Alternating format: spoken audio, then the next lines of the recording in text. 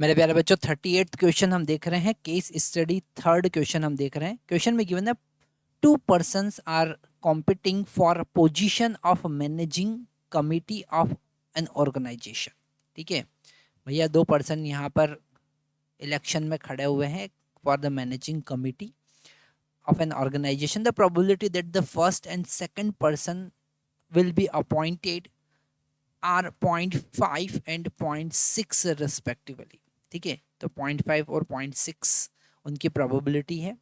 If the first person get appointed, then the probability of introducing waste treatment plant is 0.7 and corresponding probability is 0.4 if second person get appointed. मतलब अगर पहला appointed होता है तो waste treatment plant लगे, इसका probability 0.7 है, और अगर दूसरा होता है तो 0.4 probability. Based on above information, the following question: what is the probability that waste treatment plant is introduced? ठीक है, तो यहाँ पर हम इन सब के लिए कुछ कुछ लेबलिंग कर देते हैं. E1 जो है वो हम लिखते हैं that is the when first selected, when first person selected और अपॉइंटेड. और E2 जब होगा तब हम कहेंगे सेकंड पर्सन अपॉइंटेड. ठीक है, सेकंड पर्सन जब अपॉइंटेड होगा तो E2. तो प्रोबेबिलिटी ऑफ E1 जो है वो कितना है, वो है 0.5, और प्रोबेबिलिटी ऑफ E2 जो है वो है 0.6. वैसे यहाँ पर अगर दोनों को ऐड करते हैं तो 1.1 हमको मिलेगा, जो कि फिजिबली नहीं है, तो दोनों का एडिशन 1 से ज़्यादा नहीं होना चाहिए. तो यहाँ पर ये थोड़ा सा प्रॉब्लमेटिक क्वेश्चन है, पर फिर भी हम आगे सॉल्व करते हैं. यहाँ पर जब फर्स्ट सिलेक्ट होता है और इंट्रोड्यूस हो, मतलब ए हम लिख देते हैं that is the event of introduction of treatment plant.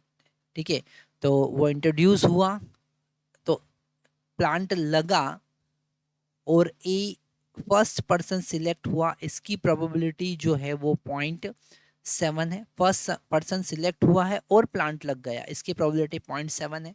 और सेकंड पर्सन सिलेक्ट हुआ और प्लांट लगा, इसका प्रोबेबिलिटी 0.4 है. ठीक है, ऐसा उन्होंने गिवन है. दैट इज कंडीशनल प्रोबेबिलिटी पे बेस्ड क्वेश्चन है. हमको फाइंड करना है पी ए, मतलब प्लांट लग गया हो, तो हमको पी ए फाइंड करना है.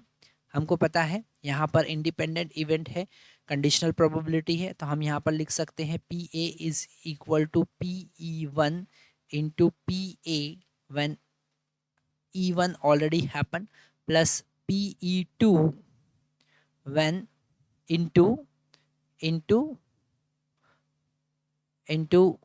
PAE2. ओके, जब E2 ऑलरेडी हैपन, तो हम यहाँ पर मल्टीप्लाई करेंगे. E1 का वैल्यू 0.5 है और A/E1 का वैल्यू 0.7 है, प्लस यहाँ पर 0.6 आएगा, यहाँ पर 0.4 आएगा. आगे सॉल्व करते हैं, आंसर आएगा हमारा 0.35 प्लस 0.24. ठीक है, तो ये हो जाएगा 0.59. तो ये प्रोबेबिलिटी है कि प्लांट में, सॉरी आपकी सोसाइटी या जो भी कमिटी है वहाँ पर वेस्ट ट्रीटमेंट प्लांट लग जाए. ठीक है, इसी का बी पार्ट हम देखते हैं, उसमें कहा है, सेकंड पार्ट यहाँ पर कहा है after the selection if the waste treatment plant is introduce what is the probability that first person has introduce it.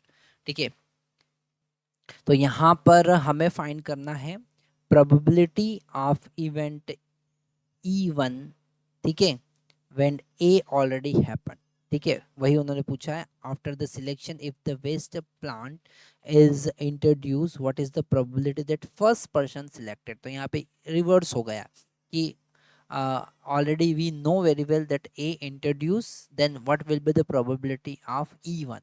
तो हम इसे लिख सकते हैं probability of E1 into probability of A when E1 happen divided by probability of A.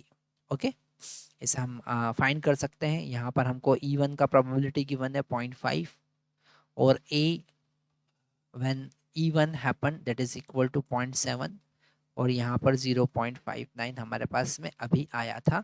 तो जब इसे हम सॉल्व करेंगे तो हमारे पास में आंसर आएगा 35/59। ठीक है, कितना आएगा? 35 divided by 59, that is our answer. ठीक है, थैंक यू वेरी मच।